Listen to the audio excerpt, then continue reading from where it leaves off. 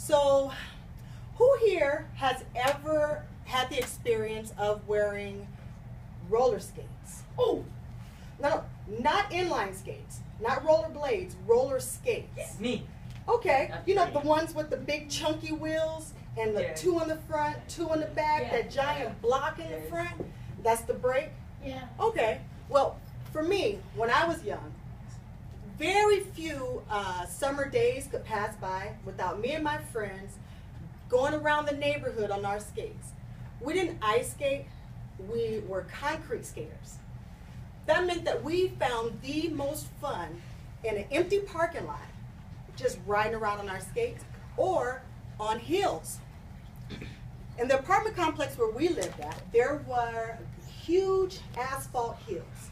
And we would push all the way up to the top of those hills, and then the fun would begin. Because once we got to the top, we would give each other a sign, and then go. Woo! We would push down those hills fast. You could hear the wind blowing in your ears, the gravel beneath your wheels. Scary. But that's what we did. It was exciting. And the most excitement happened when you got to a speed bump. Now, once you got to that speed bump, you brace yourself and jump. It was trying, to say the least. But we get to the next speed bump, brace yourself, and jump. So I use this analogy about the speed skating to kind of talk about what life is like. Today, and I thank you, I'm going to speak with you guys about a few different things.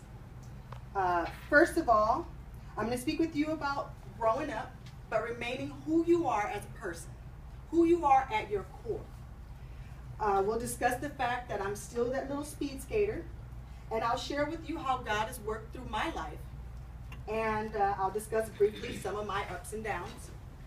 And at the very end, we'll discuss, we'll go back to that previous statement anyway, about how to let God move through you, not just for your own benefit, but also for the benefit of the people around you. So first, I'll tell you a little bit about my life. It's been hot up here. Growing up with a single mother, a single working mother, you know, we were often left to our own devices. Did it stop? What was I going to say? I was left to, we're going to do this twice. We were often left to our own devices, and I got into a lot of trouble. A lot, seriously. While I preferred to run free and play in the sun and all that good stuff, I was often grounded. But my mother figured out very early on that I was just as happy in confinement reading my books and writing poems as I was out, you know, playing in the streets. A little bit more about us. We struggled financially. And so I shoplifted. I'm not happy about that, but I'm not ashamed. I disregarded curfew, and I even ran away a couple of times. The fact of the matter is, it was in a jail cell that I finally reached out to God and asked for guidance. So now let's consider God's grace and His mercy. After making numerous bad decisions, God did not leave me. Instead, He continued to guide me, ground me, and push me toward my chosen profession. He's guided me towards a life that's pleasing to Him and rewarding for me. So He led me into nursing when I wanted to go to the Air Force. Because He saw something about me that I couldn't see yet. He blessed me with a kind, intelligent son who is also in college right now at UC Berkeley. Go Bears. And even though my Air Force dream was halted, I've been called to serve America's veterans and active duty service members as a nurse. I've worked for the Veterans Administration, and I also worked on surgical wards for the Department of Defense. I've also had the privilege of being married to a Navy air crewman. So I'm never far from aircraft and never far from the ocean either. So see how my life has been guided? Turns all the way around in circles. But I'll wrap it up. And I'll wrap it up by revisiting the illustration about the old school skates. Now, just so you know, I skate a whole lot faster now because I do roller derby. At this stage, though, I skate with speed, control, and protective gear. I don't use that rubber brake in front unless I'm skating backwards. Instead, I use this side step motion. And that motion is what you use when you're skating at high speeds.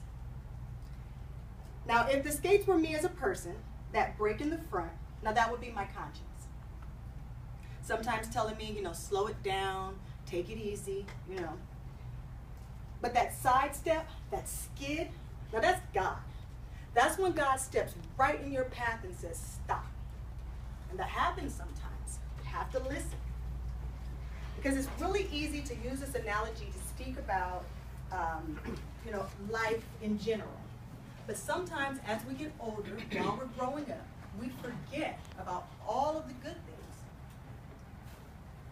So the main thing that I've learned in this life anyway, and this life is full of hot asphalt and speed bumps, but it doesn't matter if you jump too soon.